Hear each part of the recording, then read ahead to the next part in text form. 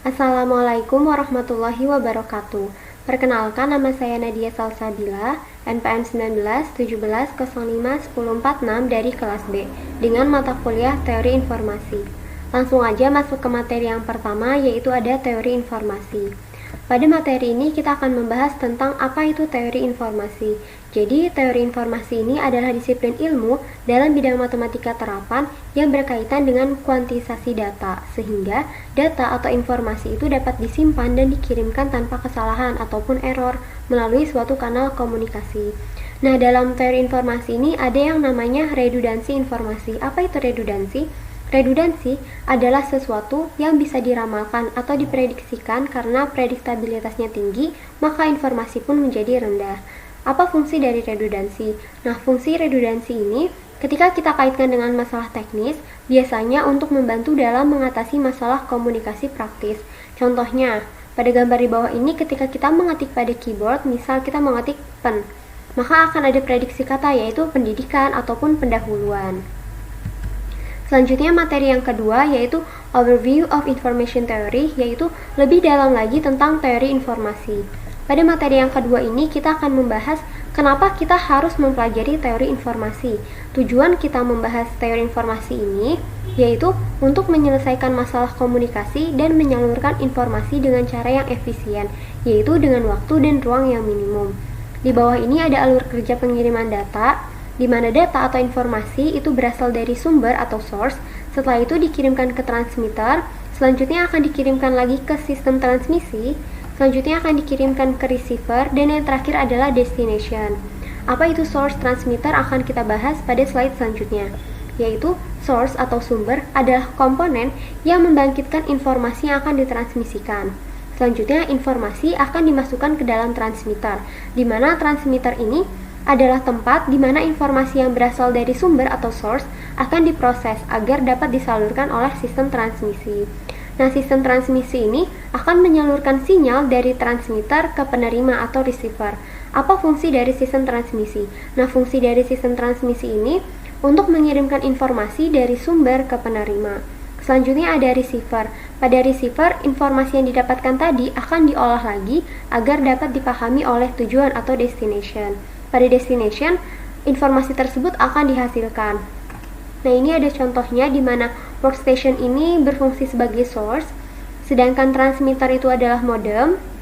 Untuk sistem transmisi itu adalah sinyal, untuk receiver juga modem, dan yang destination atau yang terakhir adalah server. Dari mana sih kita mendapatkan informasi tersebut?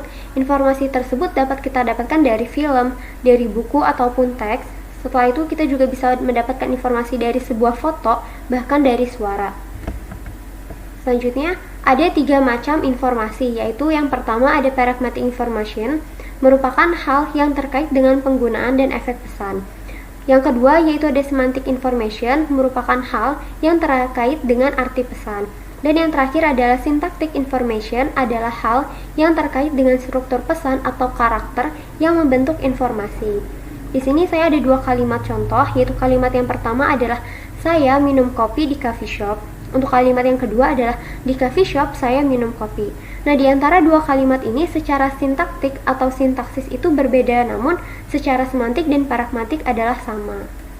Untuk contoh lainnya yaitu kalimat pertama, Pulau Jawa telah memasuki zona merah COVID-19. Untuk kalimat yang kedua, ibu kota di Pulau Jawa yang telah memasuki zona merah COVID-19 adalah Bandung dan Ciamis. Nah, di antara 2 kalimat ini secara sintaktik, semantik, dan pragmatik adalah berbeda. Materi yang ketiga yaitu probabilitas, entropi, dan inference.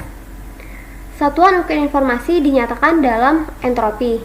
Entropi mengkuantifikasi nilai ketidakpastian pada sebuah variabel data. Entropi ini adalah satuan pengukuran utama dalam teori informasi. Satuan ukur informasi ini dinyatakan dalam bit.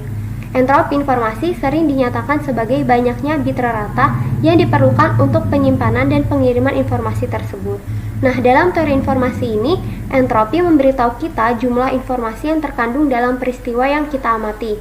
Kita sebut aja sebagai X. Selanjutnya, di setiap suatu peristiwa itu pasti ada aja yang namanya probabilitas atau kemungkinan, maka kita sebut sebagai Px. Satuan dari entropi kita sebut sebagai Hx yang bernama bits.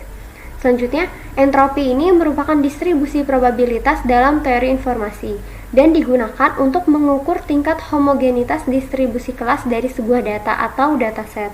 Semakin tinggi tingkat entropinya dari sebuah data, maka semakin homogen distribusi kelas pada data tersebut.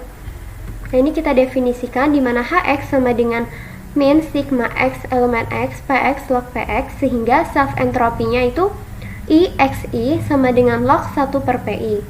Di sini kita mencari kata pendidikan untuk mencari probabilitasnya dari kata pendidikan. Maka kita tentukan dulu simbol apa yang ada di kata pendidikan, yaitu ada P, E, N, D, I, K, A, dan selanjutnya kita lihat kemunculan dari simbol tersebut itu berapa kali. Dari huruf P kemunculannya ada 1 kali.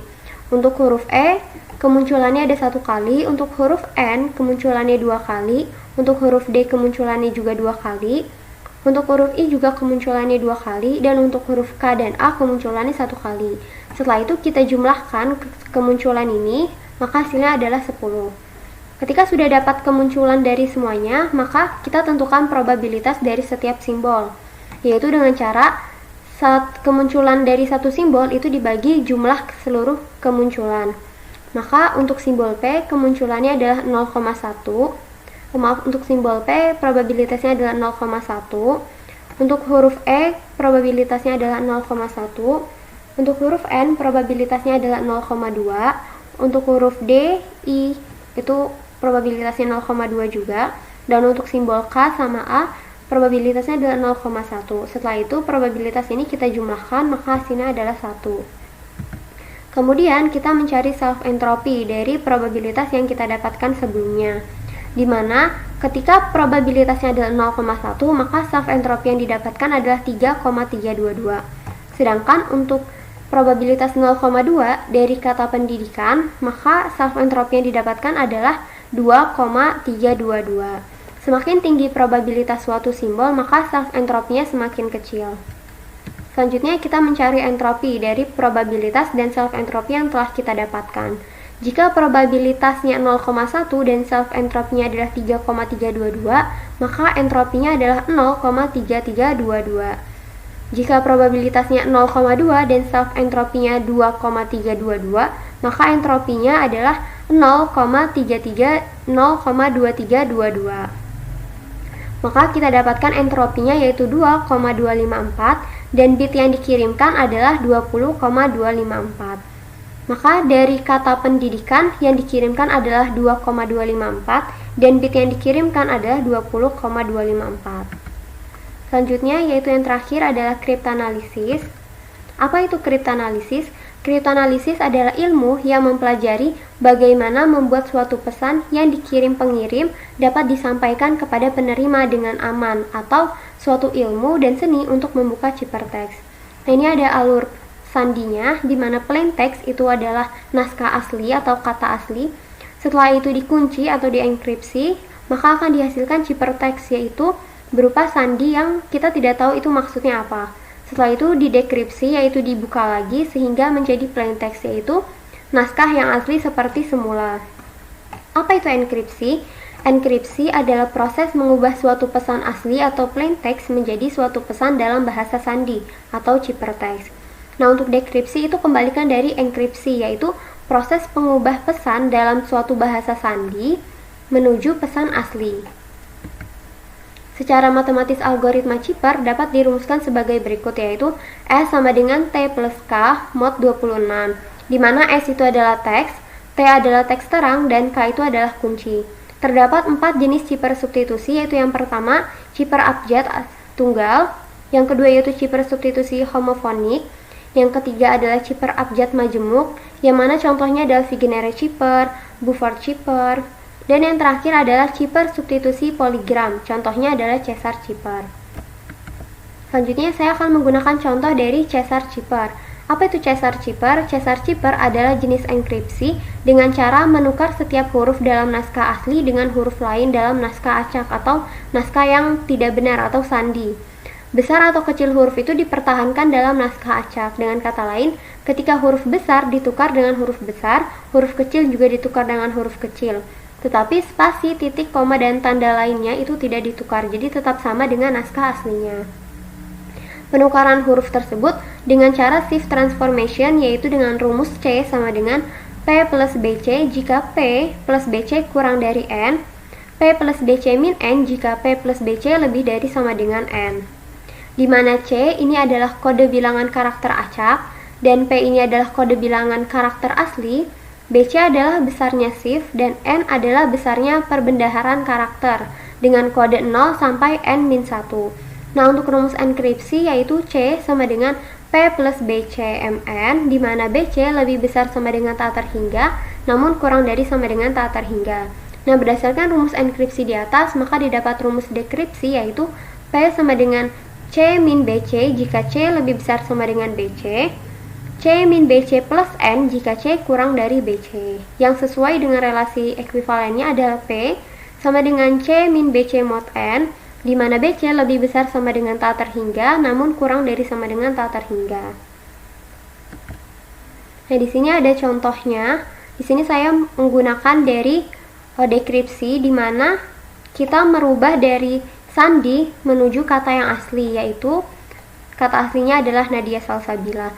Nah, untuk Cesar Ciper ini ada yang menghilangkan spasi, tapi ada juga yang tidak menghilangkan spasi. Di sini saya memilih untuk tidak yang menghilangkan spasi. Kita bisa lihat dari contoh ini di mana huruf kecil itu tetap menjadi huruf kecil dan spasi akan tetap ada. Cukup sekian penjelasan dari saya. Mohon maaf jika ada salah kata. Wassalamualaikum warahmatullahi wabarakatuh.